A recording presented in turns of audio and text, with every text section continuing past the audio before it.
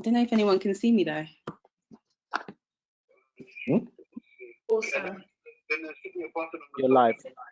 Hi everyone. Hi. Hi. So welcome. I'm just sorry. Wilfred is just going through with me. 1 sec. Okay. Okay. Sorry guys, we're just getting Vanessa on. Oh yeah. Hiya.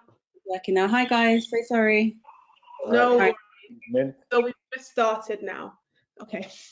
Right. Awesome. Thanks for joining, Vanessa. So for everyone that's joined us today, I would like to say hi and welcome. I'd like to welcome you all to Cornerstone Partners webinar series, Be Brave, Be Agile and Be Resilient.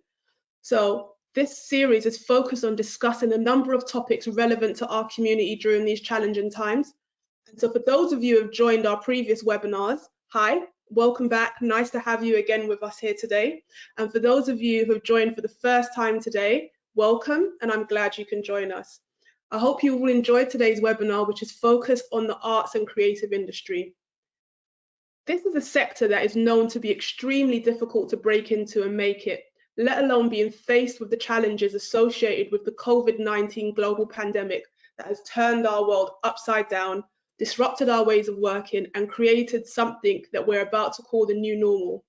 Now, the arts and creative industry has taken a significant hit in comparison to a number of other industries, as this industry historically requires people to get together physically to produce content and traditionally requires an in-person audience.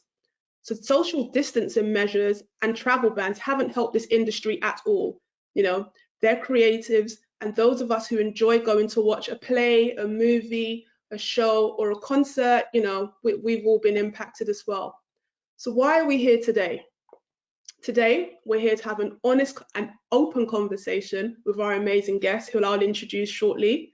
But these guys and lady have been killing it in the arts and creative space, and they're here today to be open with us, to discuss their views, share their opinions and experiences, and also provide you with guidance on how to stay positive, stay focused, and keep your eye on the ball if you have an interest in this space. All right, so who are we? Who's Cornerstone? Who am I? Why are we here? So I'm assuming most of you know who Cornerstone Partners are, but for those of you who do not know, we are a 20 partner strong angel investment network. We focus on investing in Black and diverse businesses here in the UK, and we offer both equity and debt investment. We are passionate about changing the status quo, changing the narrative, and creating spaces and access to capital for Black and diverse businesses here in the UK. At Cornerstone, we believe there are two sides to invest in, right? One is writing checks. Second is investing time, sharing of knowledge, and developing our clients and our community.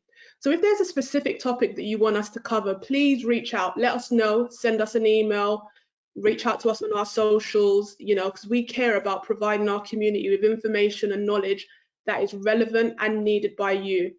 And I haven't introduced myself, so who am I? I'm the head of Cornerstone Partners Angel Network, and my name is Chanel Answer. I'm your host for today. It's nice to meet you all. Now, who are we speaking to today? It fills me with so much joy to introduce you to our guest panelists. So we have, at the moment, we have a couple on. We have one more that's going to join us in about 5 or 10 minutes, but I'll introduce him once he gets on. But yeah, without any further ado, in no particular order of importance, I would like to welcome Leon Main. So Leon is a creative director, screenwriter and producer for the award-winning show Brothers with No Game. Now, Brothers with No Game grew from being a blog post to now being screened in over 80 countries worldwide with over 3 million views on their YouTube channel. Alongside this, Leon is a renowned producer and screenwriter and has a list of clients that include, but are not limited to, Netflix and the BBC, the BFI and Warner Music. Now, Leon has been named on the BBC's Talent Hot List and is also recognised for his work in promoting BAME characters on screen. So nice to have you here today with us, Leon. How are you doing? Good evening. I'm good. How are you? Yeah, I'm good. I'm great. You know, still smiling. Likewise, likewise. Staying positive. Yeah. Great. Next, I would like to introduce you to John Jr. Now, John Jr. is the founder and CEO of Destination Dubai and Destination Thailand, which is a luxury holiday experience provider. And in addition to this, he is the founder of the event management company called Neo Love, who are responsible for bringing you the likes of Erykah Badu to the O2, which had like over 20,000 attendees. And he's also responsible for organizing the Millennium Tour that's going to happen later on this year once social distancing measures have been lessened. But yeah, the Millennium Tour, we bring in us all of our favorite 2000s artists such as Omarion, Bow Wow, Pretty Ricky and the likes. So John Jr., it's really nice to have you here with us today. How are you doing? I'm doing good, thank you. Thanks for that introduction. You told me a few things I didn't even know about myself. Well, do you know, the thing is, I was told, look, creatives, they like to be bigged up, right? So I was like, okay, let me do my research and let what I know and let me, just make sure I really sell you guys. But nothing on, to be fair, it's all the truth. Exactly. So next, I'd like to introduce you to Vanessa Vanderpoy. So Vanessa is an actress and a model, and she's currently starring in the Sky TV drama Bulletproof alongside Ashley Walters. Vanessa is an international model, and she's been featured on many major advertising campaigns here in the UK, including NatWest, Hargreaves Lansdown, Samsung, to name a few. So it's nice to have you here with us today, Vanessa. How are you doing? Yeah, I'm good, thank you. Thank you for having me. Good, good. Right. Okay. Now, I'm not sure if Femi is on, if he's dialed in, but Femi will be joining us slightly, and once he does join, I'll introduce Femi. Okay. I'm here, but you can hear my voice, but not my face. Okay, awesome. So you're on the line, so I'll intro you. Perfect. Right. So, guys, for those of you joined in, Femi will share us space in about 5 minutes. Transitioning from mobile to PC, but I can still introduce Femi. So, Femi Oyiniran is an actor, a writer, and a filmmaker. Femi is known for lead roles in the award-winning movies and TV shows Adulthood, Taking Stock, The Intent, and The Intent 2. Movies produced by Femi have been showcased on Netflix and opened up as #1 across many cinemas here in the UK. The Intent won the Best UK Movie at the MVisa Awards and also won big at the National Film Awards, picking up 3 awards, including Best Action Film. So Femi, nice to have you here with us today. How are you doing? Thanks for having me, man. Thanks for having me. I'm well. I'm trying to stay sane, trying to stay well. Good to hear. Okay, so as mentioned, we are here today to discuss the arts and creative industry and challenges faced within this particular industry in light of the COVID-19 pandemic, and also talk about the opportunities and advice and ask you guys to give advice on making it in this space. So for the guys that have joined, we have a Q&A section right at the end. So please, as we are having a conversation, please send through questions and we'll reserve some time towards the end and we can ask our guests for today to answer and address your questions. So yeah, please, as we're going through and we're having a conversation, send your questions through and then we'll Okay, awesome. Right, let's start our conversation. No, you're gonna forget me. Oh my gosh. It's all right. Do you know what? Yeah, I just came to hear from these guys. I heard that there was a panel with, amazing. I'm cool. blaming me. I'm just here to learn, I am blaming Femi, right? But yes, sorry. Last but not least, right? How could I forget? And I do apologize again. I'd like to introduce you all to the one and only Andre Hackett. So Andre Hackett, I'm sure most of you know, but if you do not know, Andre is Fuse ODG's manager and business partner. Now, Fuse ODG is a Grammy award-winning artist and you know, that is hugely tied to Andre. So yeah, he absolutely has a wealth of knowledge, is killing it in this space, and we are very, very, very honored to have you on our panel here today. How are you doing, Andre? You know, I'm good. I'm good. I'm yeah, grateful to be a part of this panel. I think the work that you guys at Cornerstone are doing is incredible, and this is what we need more of. You know, these type of conversations, people coming together. So that's, you know, in this situation, I don't think anyone has the answers, but if there's any kind of group of people that can navigate this, you know, environment that we're in, it is people from the creative sector, because we've had to carve our own path in everything that we've done, you know, in terms of coming out of uni. There's not really a kind of graduate scheme for anyone going into the creative arts. You've always had to carve your own way. So I think it'll be very useful to hear from this group of people specifically in terms of you know, navigating where we are now. Exactly. Awesome. Okay, let's start our conversation. So the first topic that we're going to discuss is understanding the importance of creating a unique brand for your business within this space. So in order for, you know, all of you to be as successful as you have been, you've had to work quite hard on creating a brand for yourself within this space. So I would like to start the conversation by throwing this to Leon. And I'd like to hear your thoughts on this. So understanding the importance of creating a unique brand for your business within the arts and creative space. Such a kind of an open-ended topic, but I know. So how have you gone about it? How have you gone about it? So when we first started the brand BWNG, it was a blog, and there wasn't necessarily a target from a business perspective or even an audience perspective. It was just a case of, we have ideas, let's put it out there. But what we found quite quickly, which is good, when you're working with online content, the world is your oyster. You have no idea who's going to respond. So when we put it out there, that's when we started to bring in an audience. And what we found fairly quickly was that our audience was people catered around our age group, which became kind of a unique selling point for us, especially when we went into film and television, because if you look in this country, most of the content is skewed towards younger audience or an older audience. So quickly, just kind of bit of jargon, but BBC Three, ITV2, E4, they cater towards the 18 to 24s, and then the other channels, the main channels, BBC, ITV, Channel 4, Channel 5, etc., they cater towards the older group. So there's this middle ground where we don't have a focus on us as an audience or even a channel for us. So we were making content that were for us, and we realized pretty soon that we could make something for people to go towards, I guess, every other day, whether it be on digital or whether it be on TV.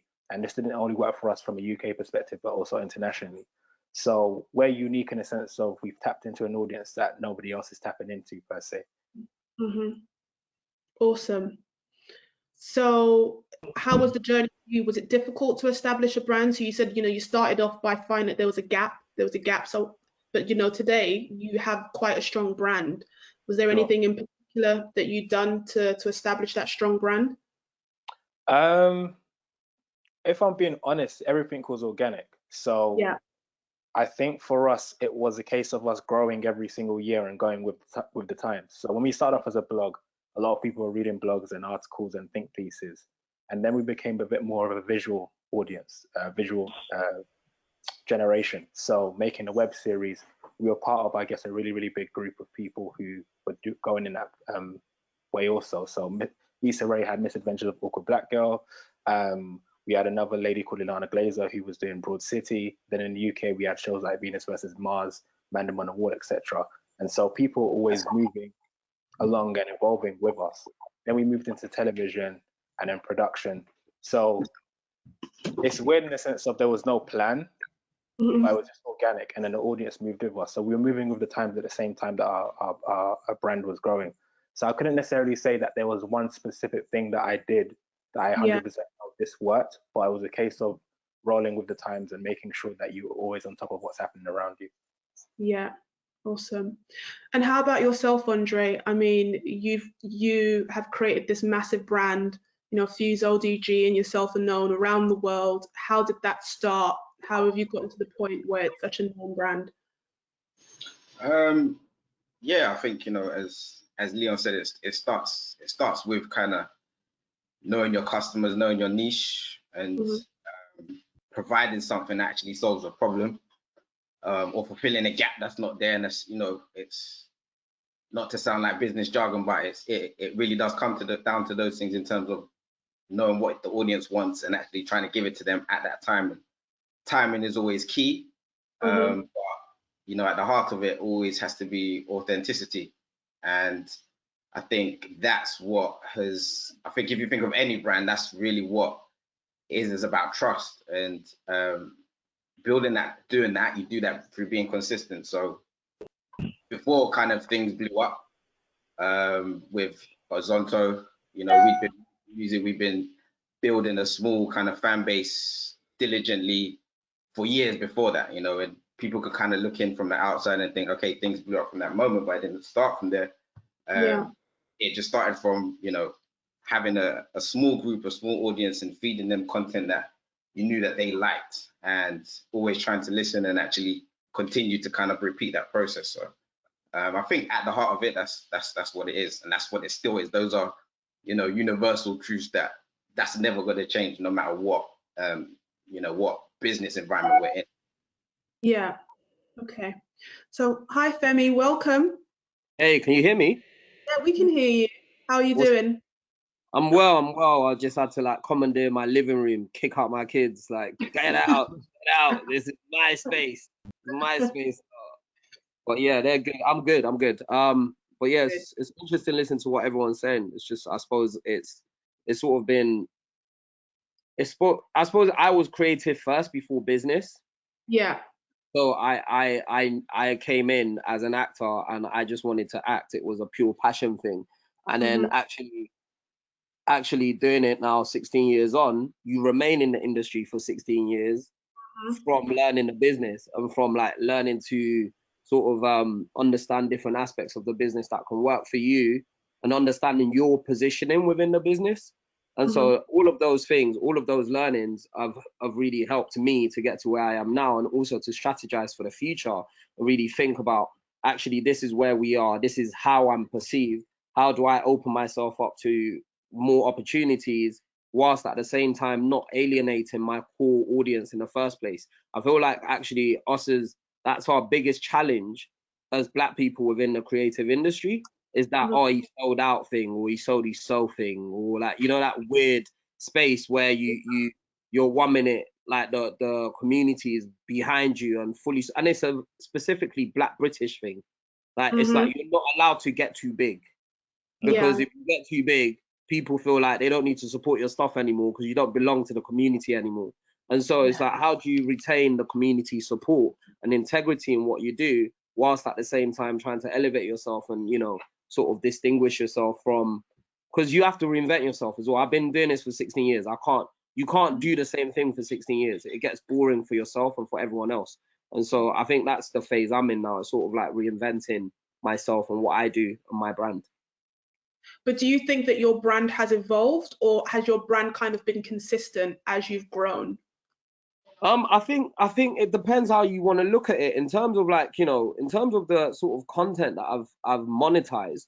It's kind of not really it's not massively different. Like, I wouldn't say it's massively different. I've dabbled in things that are not in the same sort of space, but so far I've not really been able to like change perception of what people expect from a Femi Oyeniran project, right? But however, where I would say my perception of me has changed is that people don't look at me as an actor anymore.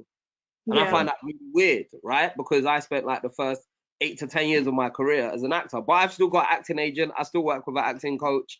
And I find it really weird because like when people think of me, no one, not your common man that walks, not the kid that stopped me, that was cutting trees the other day outside, because he's a key worker. Cutting trees is key worker work.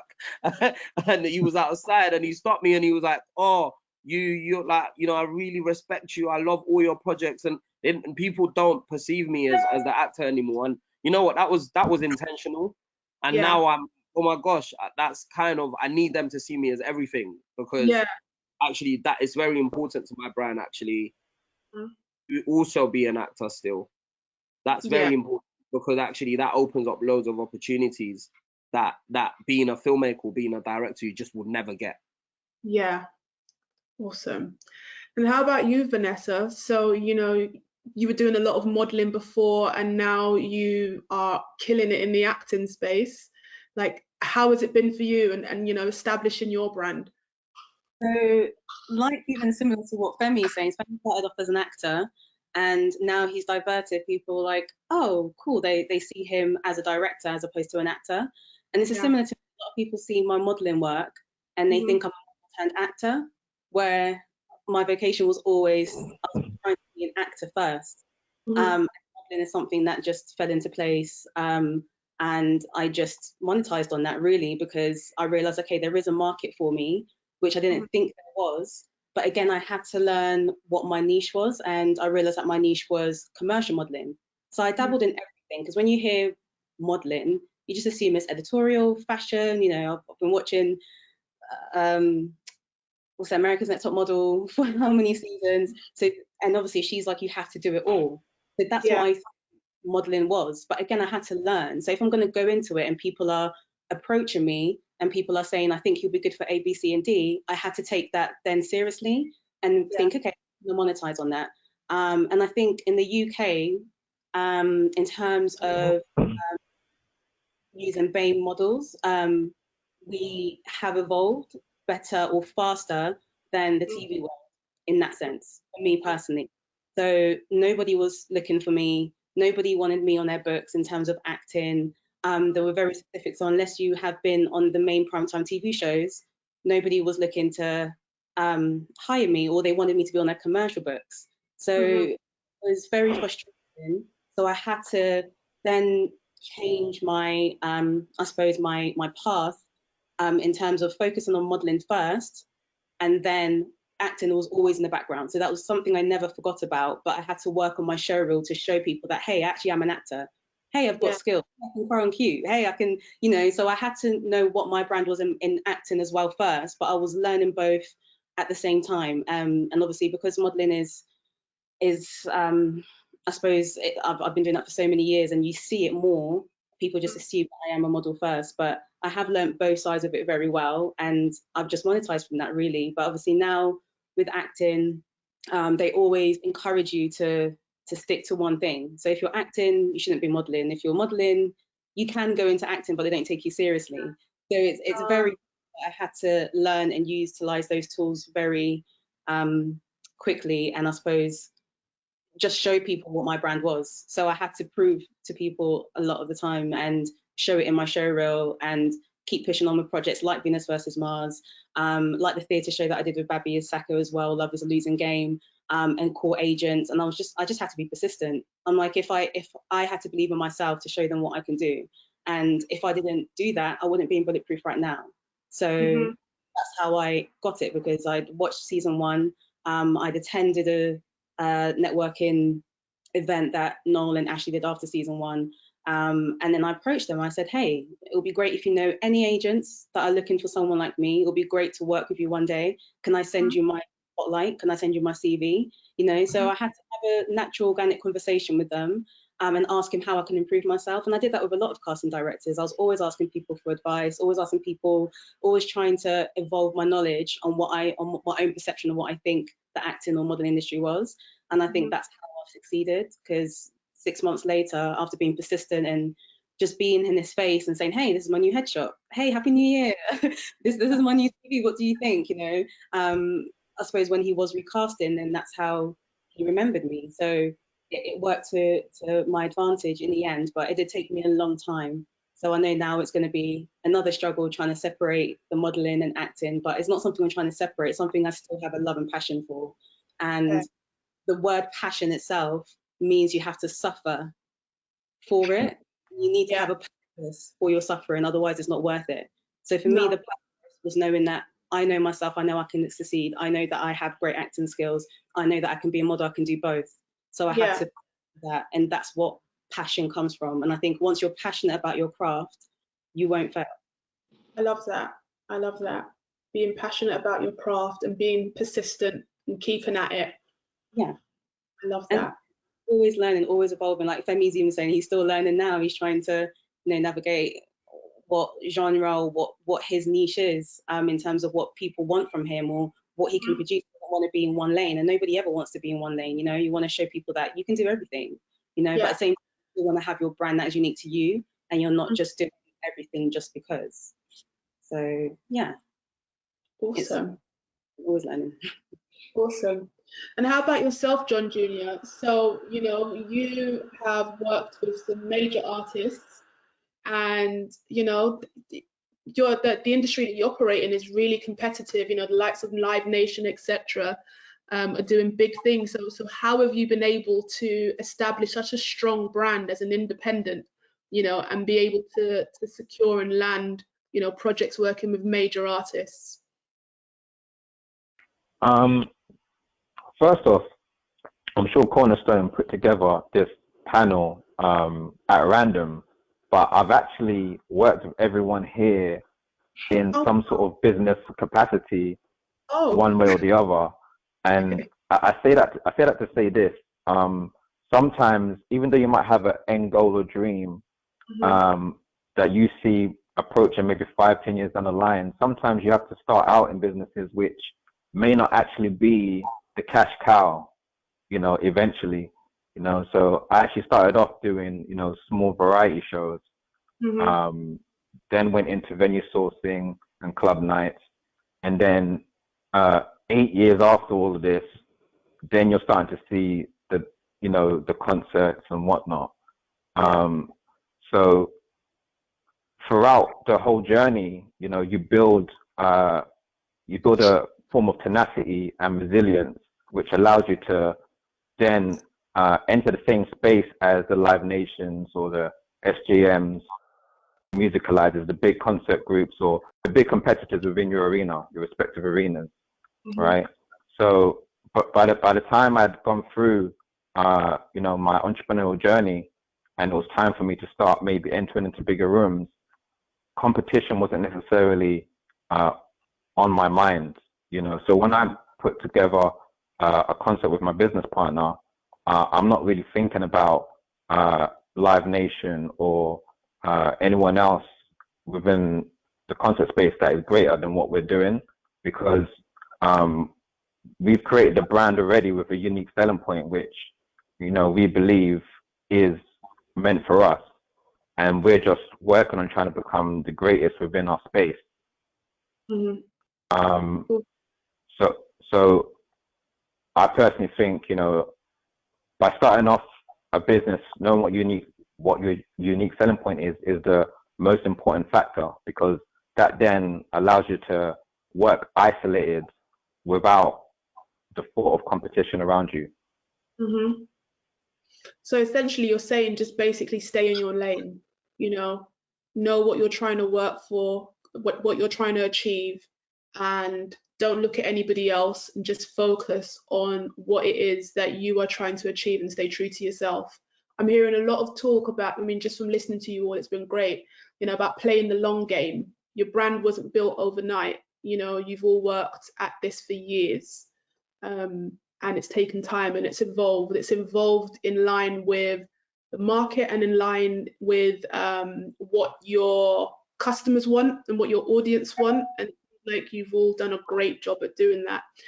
For the guys that have signed into this webinar, if they wanted to get into this space and they were sitting down thinking about, okay, right, I know it's important for me to establish a brand, where do I start? I'm not sure what to do. What advice would you give them? And I'll start with Vanessa. Well, with modeling, I had to start. Well, I started off by being scouted and being approached just to do little jobs for Sleep, for example. This is before they were who they are now. They had a professional photographer scouting people in the street, so I got scouted outside Topshop, modeled for them. But apart from that, I was working on my portfolio, so I had to, like I said, I kind of tapped into everything, realized what I liked and what I didn't like, and I realized fashion wasn't for me. Editorial wasn't really my face shape, seemed like it was more commercial stuff. So I was like, okay, cool, I'll use that. as my unique selling point, and I went for those brands. But then I approached photographers who specified in that particular area as well. So if for me it was like, if I didn't see it in a magazine, why would I waste my time and work with that photographer? And the same, you can approach photographers without having to pay. So if you ask them if you want to collaborate, then they're using you without having to pay you, and vice versa. So that's how you can start your portfolio without spending X amount of money on a nonsense portfolio with just the same backdrop and stuff like that. And when it comes to modeling, and then afterwards, just keep approaching agencies. I had to approach an agency 9 times before they said yes. You know, so you just have to just keep perfecting it. Look at the people that they have in their books, save pictures that you like, and just have a mood board, and just kind of go in with a clear mind as to what kind of images you want to do. And it's just basically trial and error, you know, and see what people like, what they don't like. And for me, I realized everyone had straight hair at that point back then, and I was like, what make me different? And I had to just chop my hair off, because I was like, I don't stand out. I'm not 6'5", you know, I'm not size 0. So what is going to make me stand out? And a lot of people said it was my smile, and if I put my hair up and stuff like that. So I just cut it all off and then grew my hair naturally. When it comes to acting, again, just work on your show reel. Try and get acting classes as well. Go to acting school preferably. But because I went to uni, for me, I felt like I didn't have time when I was 21 to go to acting school and do that for 3-4 years. So I did classes, I started at Identity, and just worked my way up, kept contacting casting directors through, seeing what people were working on, projects and things like that. And just keep, like, if you've got nothing to lose, just ask, you know, and create your show reel, try and get work yourself, and just keep networking and talk to people and just perfecting your craft. Awesome. Thanks, Vanessa. How about yourself, Femi? If you were to advise anyone that's trying to establish and build and grow a brand, what advice would you? I suppose it depends. Like, obviously, I do lots of things. In terms of acting, I think Vanessa's covered it pretty much. And like, you know, in America though, just to add, in America, all the actors in America always work with a coach. Like everyone. Yeah. Like everyone. In England, there's no coach culture. We don't actors just go from audition to audition. And for years I was doing that. And then because I was getting busy with other areas of my work, I just stopped liking auditions, because I felt like it was a distraction to my day. Because listen, my other works pay me. Like, I'm going to this audition, I may or may not get paid. It's like going for a job interview every week. Like, and you know, and people know how stressful Lots of job interviews before you get one yes. Yeah, so like sometimes you're going for like 3-4 job interviews in one day, in essence. Like, and normal people do 3-4 job interviews their whole life, like, you know, or if that, right? And so for me, I had to find a love for acting again, and I've been able to do that with working with my coach. So like, I work with a coach every week, even throughout lockdown. I've been working with him on Skype, and like, if I never really act again, I don't really care, because I enjoy it, and it's brought back that love and that connection to that art. So you have to love the art form for what it is first, and you have to continue loving the art form for what it is. And I feel like the best way to do that is to continue to flex that muscle. If you don't go to the gym, you don't get hench. Like, you know, it's that simple. You don't get a fit body if you don't eat the right food, and so on and so on. And you have to look at your craft as that. You always have to keep, you know, crafting, working on your craft, and that's really important. And I feel actors in this country do not subscribe to that culture, and I think it's important that you buy into that culture where you're always working and training. And then, but in terms of writing, you could just write, right? You write until someone pays you to write. Yeah. Leon's laughing. Right? Not, I mean, like, you'll get to Leon, but for me, I just feel you write until someone pays you. Like, you know, I was very fortunate because I had my background as an actor, and I'm from the school of no clock, right? Like, me and Noah, we've had ups and downs over the years, but I'm from the school of no clock. No clock school is, he was an actor. He decided that, my career is not where I want it to be, so I'm gonna write myself where I want it to be. And that's what he did. And that's exactly what I did. I was like, I got to a point where I said to myself, I studied law, and I finished my law degree, and I realized I wasn't getting as many auditions as I thought I got, because I had a law degree at, you know, London School of Economics, which required me to do loads of work. And so every so often I would get auditions that felt like a lot because I was at uni. But then the minute I stopped being at uni, my phone didn't feel like it was ringing that much. And so for me, I grew really frustrated at about 21 because I just wasn't working that much. And so I got for a year, I was trying lots of different things. I picked up the camera, I was shooting lots of different things. I made my first short film. And then I was like, you know what, forget this. I went to law school. I was like, you know what, I'm done. Like this acting thing, there's no peas in it. I'm out. And then so I went to law school for a year. And then after law school was when I actually, at the age of 23, was when I decided this is what I want to do. But how am I going to survive in this industry that, you know, someone has to give me permission to make money, because actors need permission to work. And so for me, I was like, you know, I can take control by writing and directing. And I just wrote and wrote until someone gave me money to make my first film, which was hard, but I did eventually get there. In terms of directing, again, you just direct and direct until someone pays you to do that. And then over time, I've been able to build a business and start producing my own content. But then that comes from me learning the business. And my law degree played a massive part in sort of understanding the business side of things. Yeah. So let's talk a little bit about relationships and, you know, building relationships, because it seems, I mean, in all industries, it's very important, but particularly in yours. You know, you've all talked about how you just kept on knocking on the same door. You tried to build relationships with casting directors, screenwriters, etc. So let's talk about the importance of, one, developing relationships and actually nurturing and keeping those relationships, and also let's also talk about how you are maintaining those relationships even though we are on lockdown. So I'm going to start with John Jr. Okay. So I'll go into how to get through the door and start a relationship, particularly within the Neo Love company. Because obviously, I think you've tagged me on 2 companies, Destination Dubai and Neo Love, but I'll make this related to Neo Love. So when we're trying to reach, like, let's say an Erykah Badu, for example, I'll always do the obvious, because I'm one of them people that, unless you ask, you'll never know, right? So when we're trying to reach Erykah Badu, I sent her a DM, kept it simple, all right? Like, hey, Erykah. Yeah. So I was like, hey, Erykah, my name is John. You don't know me, but I'd love to work with you. Want to do a concert? What do you say? All right. But I got no reply. Went to the website, and there was a generic email address, info at, I think it was erykahbaduworld.com. Emailed there, no reply. So as I said earlier, you know, I've been doing business for many years before we started doing concerts.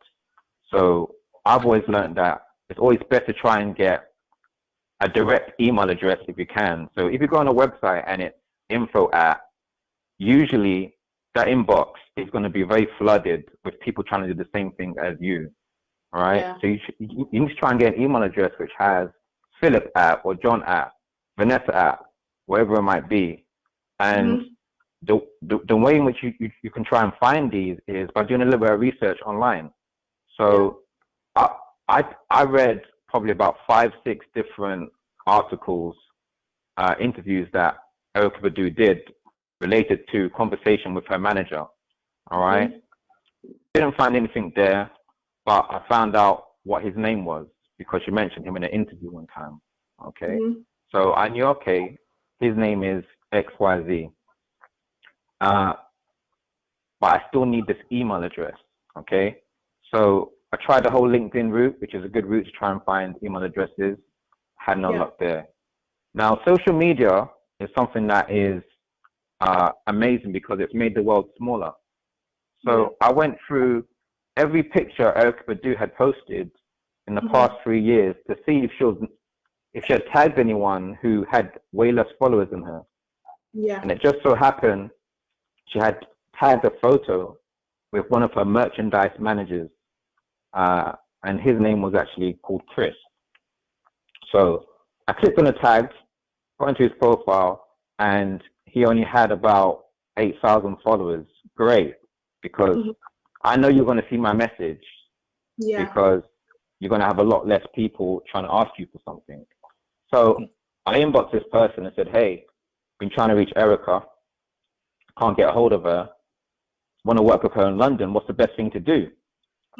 And he's probably, you never know, he's probably on the way out trying to, you know, get himself some cookie brownie points and bring some business in for the company. So, you know, he sent me the email address of the manager, which matched the name in which I found an article through Google.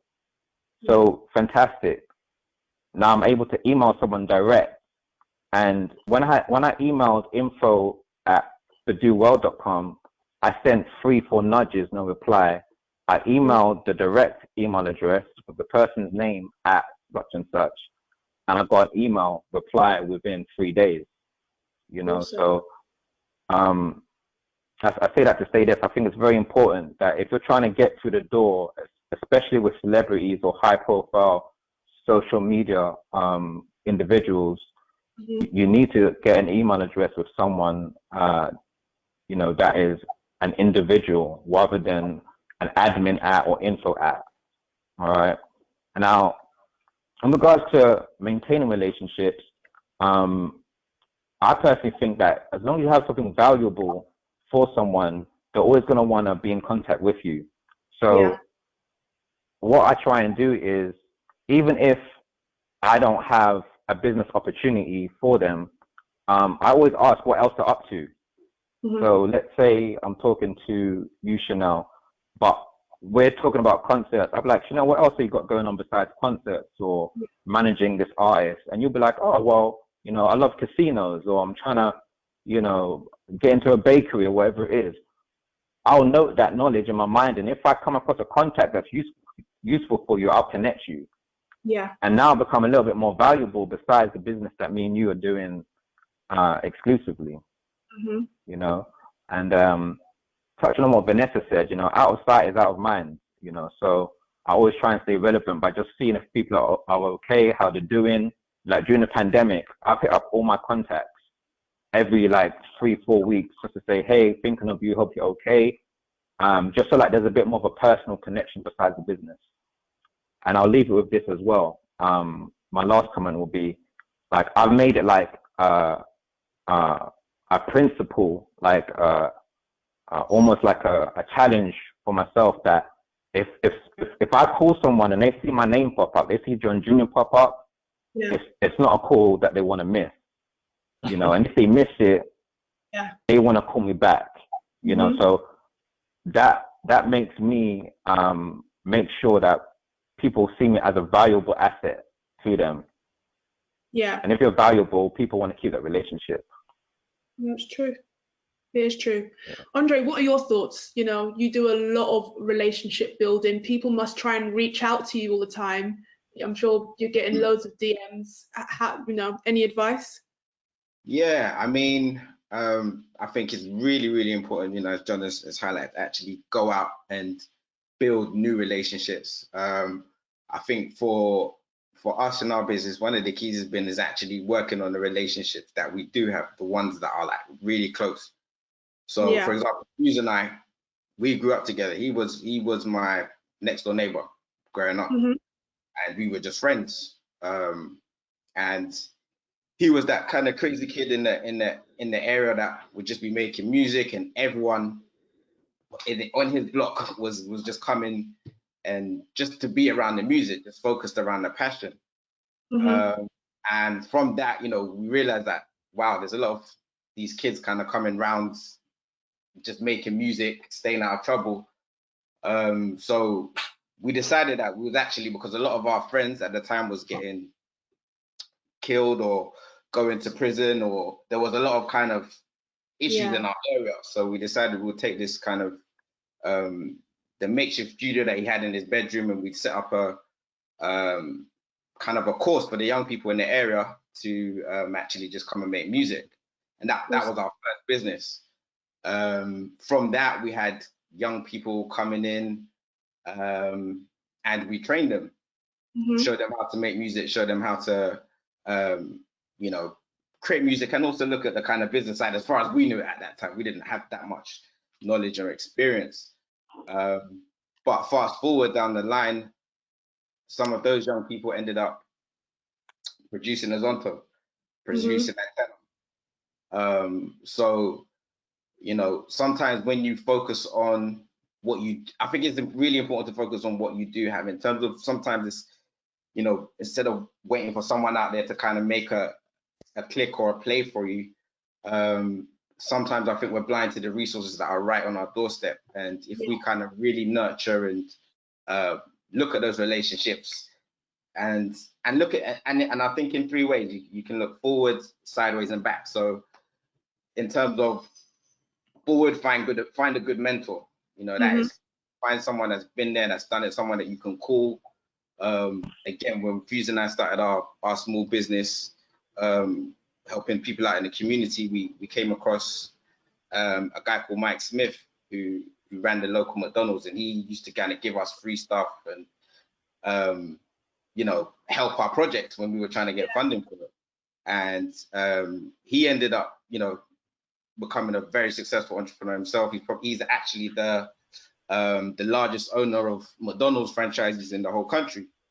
Awesome. So he kind of took us under his wing, and whenever we needed anything, he helped us. So that's looking forward. Looking sideways, and again, when I got to uni, my kind of network there was very key for me, because when I came out, everyone was going into their sort of grad schemes or going into their investment banks or whatnot, and I was just like, no, I'm working for myself, but I didn't have any money. So I was able to kind of reach out to those guys, and I'd had a good relationship, like a personal relationship with them, and they actually gave me the money to start my business. So without that, it wouldn't have happened again. That these are close people. These are not people that are out that you can't touch. And then looking backwards, so looking at the young people that we helped, and you know how they've evolved and grown, and now, you know, they're working with us now to this day. So I think in terms of relationships, yes, always go out there, be brave, kind of don't be afraid to knock on doors, but don't neglect, you know, the hidden gems that are right around you. I love that. I love that. So look forward. And when you talked about looking forward, you talked about a mentor. Looking left or right, that's your peers. So, you know, people around you, and looking back, that's the generation beneath. I think that's, it's a fantastic way to summarize it. So Leon, how about yourself? I want to ask you about difficult relationships relationships started off being difficult, and then, you know, how you managed to win them over, because we've all had, you know, cases like that in life, but specifically to you and your journey, how have you been able to win people over? I don't know if I've had a difficult relationship. Yeah. Either like, or someone resistant in the beginning. Oh, that's like every commissioner in the world, isn't it? But, so obviously a lot of part of my job is to kind of pitch ideas to production companies and producers, and what you tend to find is you kind of hit this barrier, a very, very stereotypical barrier at the beginning. So it's like this particular project might be a predominantly black casted project or a black lead, and then the first major obstacle you hit, maybe not as much now, but definitely back then, was how does this appeal to a wider audience? Every single time, why can't these characters be white? Why can't there be less of these type of characters? And obviously you can kind of tackle that with frustration, or you can show them the numbers. And I think that's a kind of important part in terms of the relationship stuff. I'm the worst networker in the world. Terrible. I hate networking. But I always kind of stick by this mantra of let the work do the talking. So my advice, in addition to what everybody said, is kind of build a portfolio for yourself so that you can showcase to whoever the bigwigs are, and they can't deny you. So I had to show them how it would appeal to a wider audience. We've made content, and we've been able to distribute the content to 80 countries in the world. So why can't you take this on board yourself? And they're like, oh, I didn't know that. Oh, yeah, exactly, you know now. So I've been able to kind of turn that difficult relationship into a fruitful one, and as a result of that, kind of get commissions or co-pros and so on and so forth. Okay, awesome. So, you know, you've all talked about the start of your journey, and, you know, you're all quite successful in your own right today. So I want to talk a little bit about how you've been able to capitalize on your creativity Because, you know, Femi, you said, you know, you just started, you know, you just love acting, so that's what you started doing, you know. And like Leon, you just started writing. Vanessa, you were approached outside Topshop, you know. John Jr., you were doing smaller events. Andre, you know, you and Fuse were friends. And then now you've been able to capitalize on your talents. So yeah, let's talk a little bit about how you've been able to make that transition. And more importantly, I guess, actually, at what point did you decide that you were going to make that transition from just kind of doing it for the fun of it? I know you will still do it because you love it, but at what point did you understand the importance of trying to capitalize or monetize on your craft? So let me start with Vanessa. I think it was when I got my first buyout fee on a commercial. I was like, yeah, I need to take this more seriously. I'm like, what? Because I was doing so many random jobs. I have worked everywhere. I have done van sales, worked in Selfridges. Do you know what I mean? I've been selling phones in every department. Like, just everyone just saw me everywhere. Like, what are you doing here? Because sometimes they've seen me on Venus versus Mars. Do you know what I mean? They've seen me in commercials, and everyone just thinks you're making money because they've seen you on TV or seen you publicized in Black Beauty magazine. I'm like, it's not like that. Do you know how much I actually got paid? Do you know if I even got paid? You know, Yeah. so a lot of the time we do it for the love of it, and I had to do a lot of free work before I actually started making money. And when I did start making money, because I've built those portfolios through contacts and reaching out to people, and like what John Jr. said, that's really good, because that's how I started off working in LA. I just approached all photographers, did my research, and messaged all of them. And I think only one person said no and charged me. Everyone else collaborated with me. So I was able to get amazing pictures and all that stuff. And one of the videos went viral, all that stuff. But when I realized that, okay, I can make money from it, that's when I took it more seriously. And that's when I thought, okay, this is what people like. This is what my quirk is. This is what works for me. And I just ran with it. So I stopped wearing my hair straight. I stopped wearing wigs. To castings, and I just went with my own hair, because in America it's a different market. It worked over here, but when I came back here, it was then difficult to try and transition, and so I had to take off all my straight headshots and just monetize on my fro. And I was like, okay, cool, because I've got short afro, it doesn't mean I can't wear lingerie. Do you know what I mean? Like, I have this hair, like as long as it's there, like I didn't have to have it like that.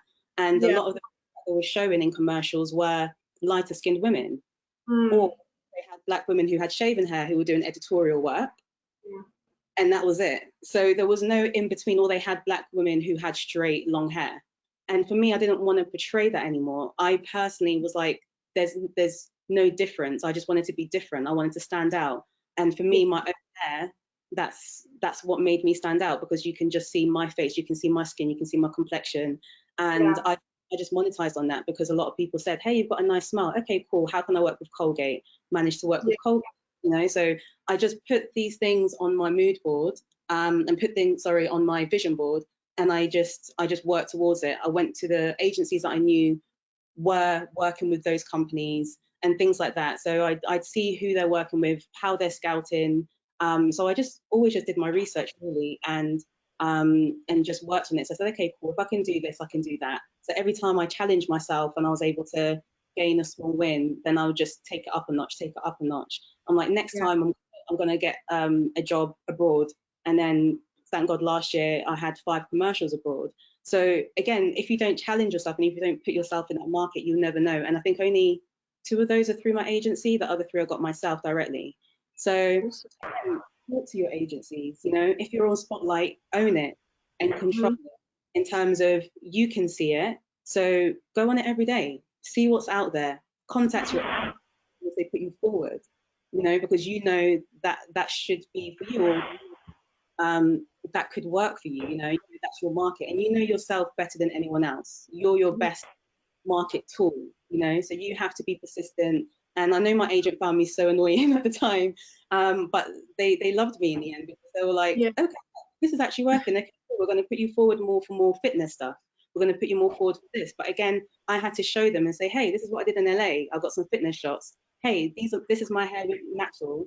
There's no wigs. No, can you put me forward for more of this? So I had to take control and keep the relationship with them. So in turn, we were able to trial and error and know what works, and we were able to do with it, you know. So you have to have that conversation, whether it's your acting agent or your modeling agent and speak to them consistently about what you do like, what you don't like.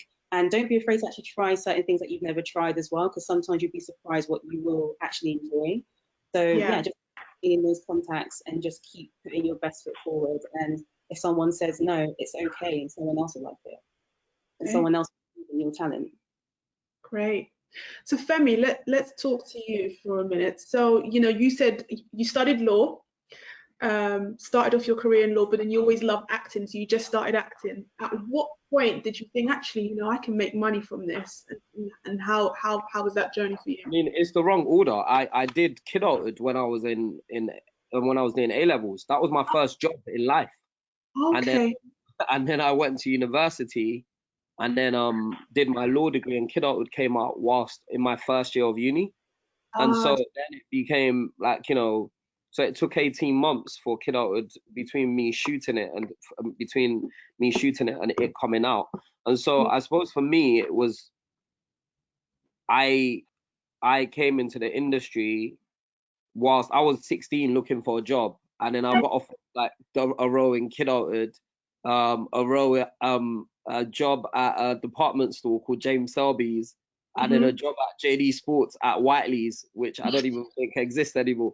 And but yeah, so I got offered all these jobs literally within like weeks of each other, and that was for me it was crazy going to a film set, like a real film set. So I was doing my A levels, like my final year of my A levels, and I was on a real film set. And in between takes, I'll be like doing my essays and stuff. And I made sure, I remember my mum saying to me, like, oh, this acting thing that you're doing, just make sure it doesn't affect your studies. Like when she saw the first check, the first Coots check, back in the day, you used to get paid like, so like Coots checks are like these massive checks. Like, you used to get paid with checks rather than that bank transfer. And so I remember I got a massive check through, and then my mom saw it because she used to open my letters all the time. And then she saw this check. She's like, just make sure it doesn't affect your studies. But for me, I was always very academic. I was quite studious. I was always like the A student and all of that stuff. So it kind of didn't really. I remember I did kidulthood. I wasn't at college for a month, and then I came back, and I used to do January A level exams, and I came back, and I got better grades than all the kids that were actually in school every day. Because again, it's like I'm one of those people. I just need my own space in terms of creation as well. I just like, in terms of writing and stuff, I like having space to myself and just like really getting on with the task at hand. And so for me, it wasn't like, you know, I got paid one day and then I decided to take it more seriously. It was like I got paid, and then I went through a phase where it's like, you know, you're doing a law degree at one of the best unis in the world, and you're surrounded by all these super intelligent, like the smartest people I've ever met in my life. Like literally, still till today. Like, you know, I'm incubated with all the smart kids from all around the world at this uni, and then they're all like, you know, they've wanted to work for Goldman Sachs since they were 13. But I didn't even know what Goldman Sachs was till I got to uni. Like factually, I'd never heard of it. Like, you know what? I'm lying. The only reason I knew what it was because my cousin worked there. And like, but if it wasn't for my cousin, I wouldn't have known what it was. I didn't even know what an investment bank was before uni, because it just didn't exist in my world. And so I was surrounded by these people, and for me, actually, it became really difficult to not just go onto a grad scheme and just go to a magic circle law firm, which was what all my friends were doing, and choosing this life of uncertainty. I think that was the big decision, actually, was that actually, do I go into this really uncertain industry, or do I you know, use my grades and like get a really solid job, and you know, but like Andre said, like, you know, my friends funded kidulthood, not kidulthood, The Intent. They paid for me to make my film The Intent. My friends from uni paid for me to market The Intent. Like, so that network sort of paid off later on down the line, and that network continues to feed me and challenge me as a person, and in a way that I look at the world. So that was a really good period of time in my life to invest in those relationships that are not in the creative industry, and that influences the way I look at the creative industry in a completely different way to some of my creative peers. Awesome. And then, so what made you decide to go down the creative route rather than the legal route? Do you know what? I remember being at law school. Mm-hmm. I took a year out to do acting. It was the worst year. I think I was depressed. Like mental health wasn't a big thing in like Yeah. like God knows how many years ago. It was like 11 years ago. It wasn't big. Like now mental health is like a big issue. Like, but I'm sure I was depressed because I was just like waiting for my agent to call me every day. I remember looking at my phone, just willing for it to ring, and it was just so much. And also there's like, it's one thing. I remember my friends were all going on to these like 35K a year. Now, in fact, most of the grad schemes for law were £37,500, right? Mm-hmm. This is how much I remember it. Huh? Back then as well. Back then as well, right? We're talking like 2008.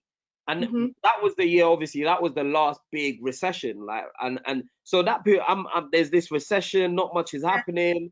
I'm coming out of uni. A lot of my friends have got their positions from the year before, and I'm going into uncertainty. I was depressed as hell.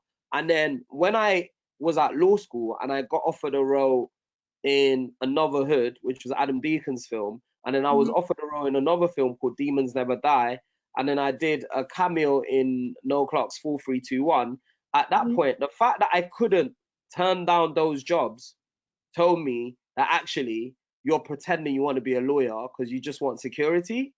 And I remember going for interviews at law firms, like, you know, like Magic Circle law firms, and trying to persuade them that I wanted to do law, but I didn't want to do law. I was just lying to myself. I was pretending because I knew, like, actually that's what people like me do. That's what people that go to, like, you know, sort of Russell Group universities do. That's what that's what I'm meant to be doing. And so I was like, you know what, I'm not gonna do this. I'm gonna write my own film, because I remember Adam Deacon wrote his own film. I couldn't believe it. I was like, no, he's my friend. He made a film. Yeah. I couldn't. It blew my mind. Like, you know, because I remember that year, Adam made a film. A girl called Jamie Winston, who was one of the actors in Kidulthood, made a film as well. I remember Plan B made a film.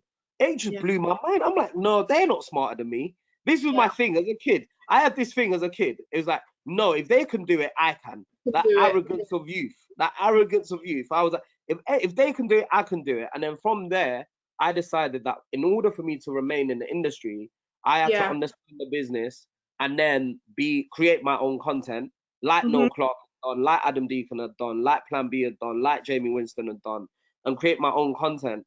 And then, as well as trying to act, and that's when, like, you know, Femi, the actor, filmmaker, actually happened when I decided to become an actor. Awesome. So Leon, how about yourself? Because I know your journey was really organic, right? It started from just passion. You just enjoyed writing. Sure. And Brothers of No Game is so big today. Like, at what point did you say, right, I'm really going to try and capitalize on this? Capitalize is going to be the wrong word to use, but I think it's when passion became purpose.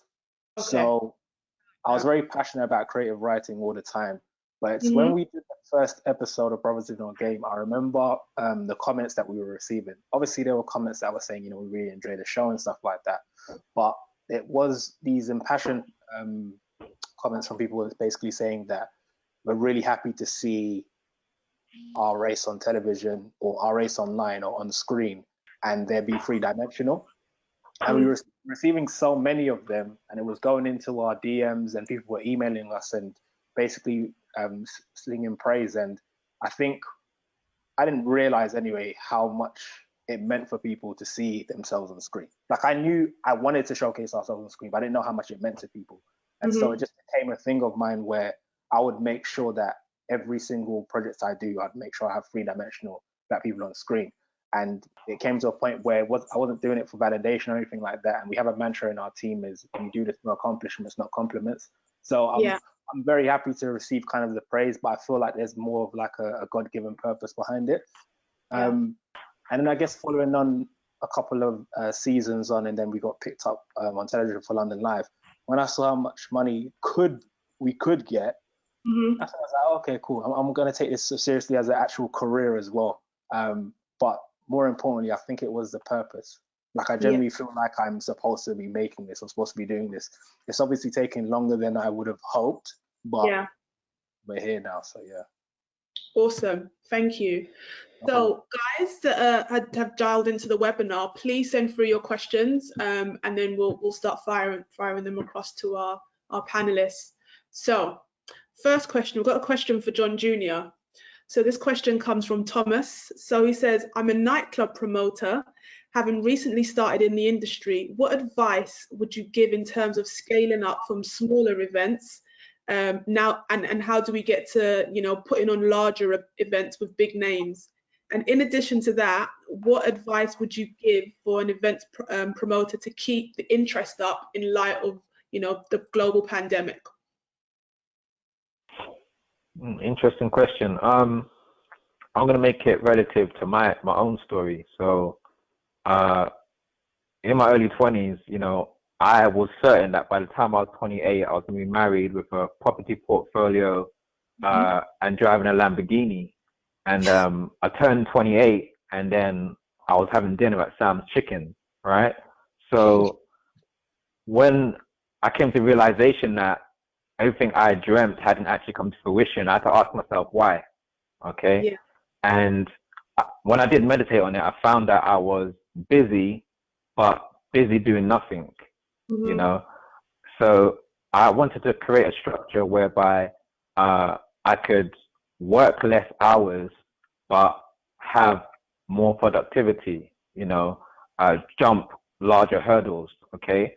And I had been thinking about it for a while, because everyone talks about being a millionaire, right? But I said to myself, have I actually written down what it is I would need to do to make $1 million? When I say make $1 million, that's turnover, not even $1 million in the bank, just to turn over $1 million. All right. So I decided to spend the day, I spent the whole day from morning to night writing down with the businesses I have currently operating, how many events do I need to do in the year to make £1 million? Yeah. And it turned out I need to be doing way much more than 12 events a year, or however many events I was doing. I think I was doing like one event per month, right? So I would need to, 1, operate in larger venues, 2, charge a more expensive price, and 3, lower my expenses to make that meal. So I'd advise Thomas, and anyone actually, in any type of business that you're doing, if you're already turning over $1 million, write down how you're going to make 10 million. You know, it works no matter how big your company is, right? I'd advise Thomas to get a spreadsheet and write down how many events you'll need to do to make £1 million turnover. So include the businesses that you're doing now, but also the businesses that you have in your mind that haven't yet come to fruition. So sometimes as entrepreneurs, you know, you already have a business operating, but you've got other ideas that you don't have the resources to perhaps make happen. Include that in your £1 million plan, right? And I think once you do that, Thomas, it will open up your mind and as to how to scale up and move from the nightlife business into maybe even nightlife ownership, you know, and then concerts or whatever it is, festivals that you might want to do in the future. Just write down how you're going to make $1 million. Awesome. And then any advice on things that he could be doing, you know, now that we're on lockdown and in light of this global pandemic? Yeah, so the natural reaction, you know, I had during the pandemic was just to stay silent, you know, just don't operate the business pages, because what a lot of people in the entertainment industry are struggling with, is people thinking that you're unempathetic by posting. So when you post, sometimes you might get comments saying, we're in a pandemic, who wants the club right now? Like, who's thinking about ... But now it's a global situation and people are a lot more comfortable in our settings. I think now's the perfect time to actually start engaging with your audience again. You know, so for example, with Destination Dubai, we're actually constructing a schedule to put together IG Live sessions over the next few weeks. So, for example, if you're doing nightclubs, just contact all the DJs, that you normally work with, and then just have them do an IG live DJ set if they've got decks, right? Yeah. Or even if you don't have contacts to DJs, it can be anything else. It can turn into a fitness page. Basically, put out a post saying, "We're here to help you during this pandemic. Stay tuned to our IG live," right? And then that way, when the pandemic is over, your customers will remember you as someone who helped them get through a difficult day, helped them, listen to great music which they had forgotten about, and so on and so forth. Yeah. Because in the events game, it is difficult to plan right now. It is difficult to, say, let's plan for an event in October. Because even I don't know. I've got 2 events in September. Even I don't know if they're actually going to be able to happen, because the government isn't really giving us much information on as to when this is going to blow over. But what you can do is engage with your audience, which you already have, and let them know that you're not hiding, and that you will be back to business when this is all over. Awesome. And then, so I've got a question for Andre. So Andre Godwin says, how have you managed your relationship with Fuse ODG for all these years? And what is the biggest challenge you've had to fight every day as a manager? Being a big artist. Well, yeah, no, I think for us again, the friendship is what comes first. So we try and prioritize on that, pray on that, because going into this world, there's so many things that can kind of come in and distract you, and but we just try and keep it very, very simple. We started by just hanging out and having fun and enjoy each other's company, and that is what it's weird to the point, like our parents used to just be annoyed, like, why, what's wrong with these guys, like always just making noise, and it's still like that.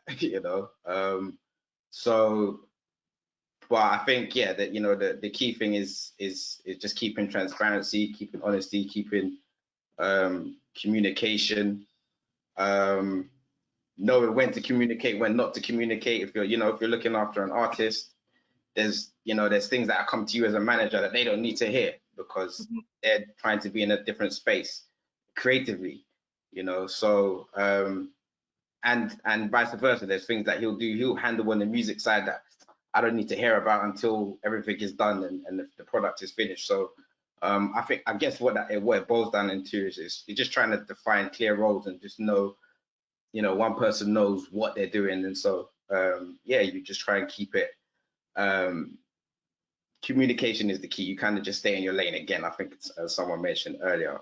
What was the second question? So how have you maintained your relationship, and how do you continue to manage such a big artist?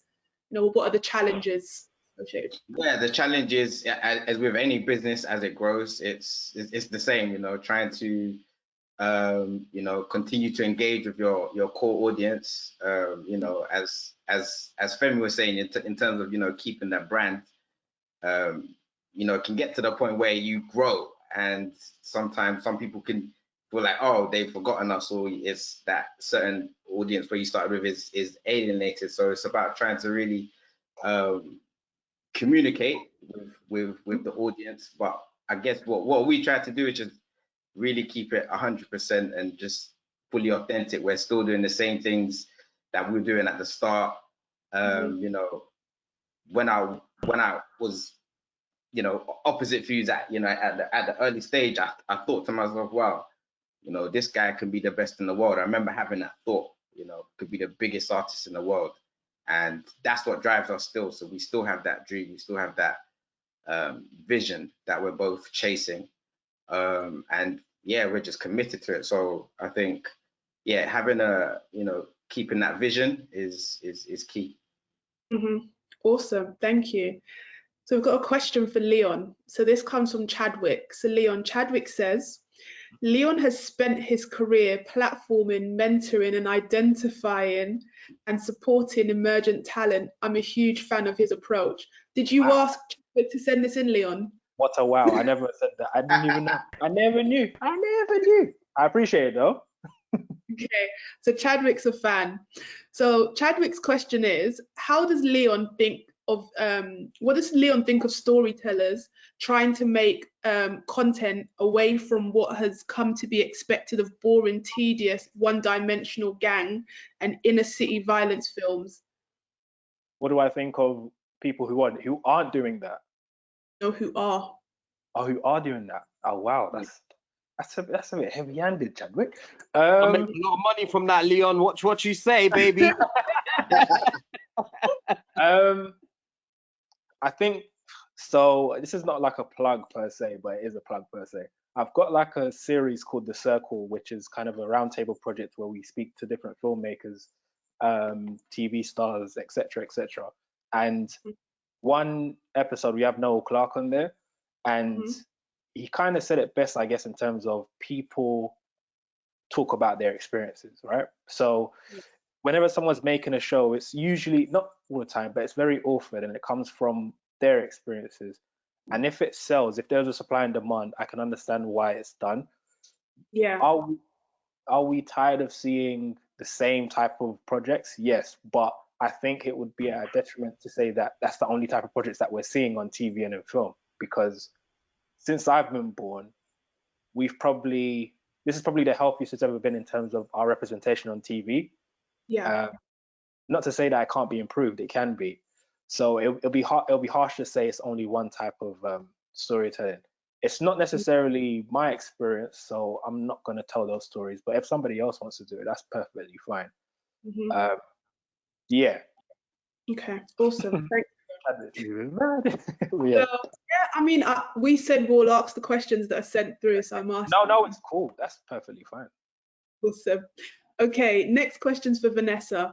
So this comes from Leanne. Leanne says, Vanessa, I'm a chartered physiotherapist, Black female into fitness, and I'm also passionate about getting into speaking and using my work to get into this. What advice would you give me? Okay, so I think my physique just baffles a lot of people and that's what I'm trying to work on, because I don't do anything. I just have a good metabolism because I used to do a lot when I was younger. So I participated in a lot of sports when I was younger, and I'm just sensible with my food but I'm just active. I'm a busybody, so I'm always active, walk in a lot of places and do classes here and there when I can. So yeah, and just drink a lot of water. So I suppose in terms of fitness, I think that's really important to stay hydrated, and just try and wise with what you eat in terms of portion control, and obviously attend classes and just be a healthier version of yourself. In terms of speaking, my advice, I think from my personal experience, I was very shy growing up. And so me doing acting classes was actually a great platform for me to get myself out of my comfort zone, because you had to do things and tap into things that were unnatural to me.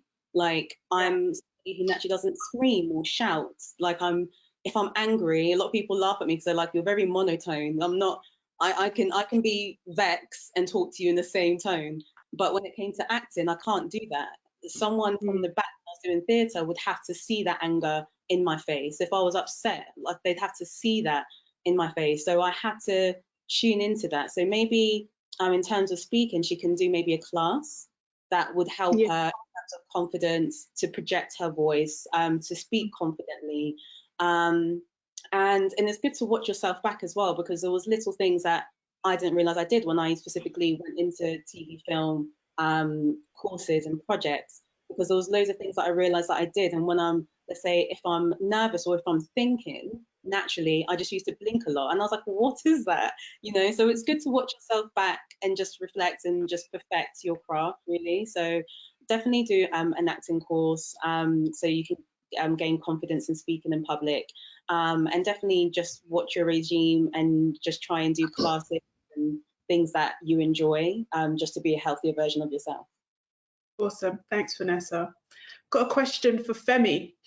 So, Femi, Anthony says, how do you deal with having to take direction or advice from commissioners or producers who are funding your work, given your background with kind of being an independent?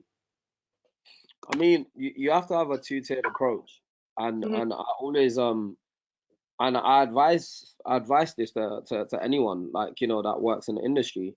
You need to do projects that you want to do, and you Mhm. need to be able to do projects that you know that you're being hired to do, and you're going in there to do a job. And so, like, you know, there are projects. I'm very fortunate at the moment. The majority of my projects I control, they're mine, and I have as much say on them as anyone else. But then I've also worked on, say, Turn Up Charlie. I Yeah. was a writer on that. I wrote one of the episodes on that, and that was a lot of feedback from the exec producers. I didn't really. It got to a point where I loved the show, but it got to a point where I felt really alienated from the show. But at the end of the day, it wasn't my show, so I wasn't gonna live and die by it. Like, do you know what I mean? And so, but it's really difficult when you have your own project. What you have to understand, right, is that people are giving you money to make something. Mhm. You have an idea, they've got money. Yeah. Your idea does not turn into anything without the money. Mhm. Right? In our capitalist society, money is valued more than ideas, right? But because you've got an idea that they don't have, you've got power as well. But Mhm. ultimately, they're gonna want to pitch in because they've got the bank, right? And you need to accept that. But at the same time, you should always push back because you've got what, especially with black people. Let me and this, I say this all the time. I did one of these Zooms last night as well. I say the most amazing, fascinating things about black people about black people within the creative industry is that we're never short of ideas. Mm. I talk to people all day, and people just have ideas for years. Like, you know, I've got ideas. I've got so many ideas. I've got so many things that I want to make. People are like, oh, so what film do you want to make? What ideas have you got? I'm like, have you got like a week for me to talk you through all of them? It's just prioritizing those ideas and also deciding which you want to sell to Netflix or the BBC or Sky, and understanding that those people are going to want to say as well because they're giving you money. It's balance. Here's balance. Awesome. Okay, so before we wrap up, because we've got just a few minutes left, how can the guys that have dialed in, how can they reach you? You know, can you share your your social handles? What's the best way to get in contact with each of you? So I'm going to start with John Jr. I'm most active on Instagram. Okay. So it's John Jr. UK on Instagram. Okay. Awesome. Leon, how do the guys get in touch with you? Probably better by email. You can get in contact with me on Instagram, but my branding's so rubbish, I barely use it properly. So email-wise, leon.main@hotmail.co.uk. Awesome. Vanessa, how do the guys get in touch with you? Probably Instagram actually. That's what I use the most. So it's just VV Brownskin. So just VV Brownskin. Okay. But then my email address is there as well, so you can contact me via email as well if you did want to do that on Instagram. Awesome. How about you, Andre? How did the guys contact you? Yeah, you can get me on Instagram, Mr. Hackett_1. Yeah, and I'm responding there. Before I go as well, I'm gonna show you guys our Nana dolls. Got a diversify. Wait, tip it forward a little bit because the reflection. Yeah, this there one's you go. looking like Vanessa right now. I love But yeah, this is something else that we're also doing and kind of fits in line with, you know, in terms of just trying to change the image of black people and representation, you know, as Leon says. So any of you out there tuned in, you've got some young black queens, you know, that want to play with this toy, but it's also educational. It's also about different historical African women. You can check us out on hellonanadolls.com right now. You guys have an Instagram as well? Yes, and Hello Nana Dolls on Instagram as well. Hello, Nana Dolls. Okay, I'll be getting a couple. I'll get you on for that, Vanessa. My niece would absolutely love that. There you go. Awesome. And Femi, how do the guys find you? You've got the book as well. You didn't promote your book. I bought the book for my kids. Oh, you bought the book, yeah? Yeah, I bought the book. Yes, each one of them has a different story, so they have books and everything. But if you go on hellonanadolls.com, you'll see everything on there. Awesome. But yeah, exactly, right, exactly. No, I am on all social media platforms as my name, but unfortunately you spelled it wrong. So my name is Femi Oyeniran, which is FEMI OYENIRAN. So you swap the E and the I. But yeah, so that's me on every social media platform: Instagram, Twitter, Facebook, which I never use. But yeah, it's in that order. Instagram, Twitter, Facebook. I'm not quite on TikTok yet. Okay. Not yet, he says. I'll be doing the dance crazes, you know. He's dancing on TikTok. Awesome. No, honestly, the hour and a half has flown by. It's been such an enjoyable conversation, and we've had such amazing feedback from the guys. Half of them are just comments of praise and not necessarily questions. So thank you all for taking the time out to join our Cornerstone webinar today and to share your advice and knowledge and just be honest. So it's greatly appreciated. So thank you so much. And for the guys that are dialed in, if you want to get in touch with any of us at Cornerstone, you can follow us on Instagram. That's Cornerstone Partners. That's Cornerstone_partners. Twitter, Cornerstone_LDN. Go on our website, www.cornerstonepartners.co.uk, and just type in Cornerstone on LinkedIn and you can reach out. So yeah, if you've got any thoughts or if you want us to cover any other topics and do any other webinars, you know, definitely reach out and let us know.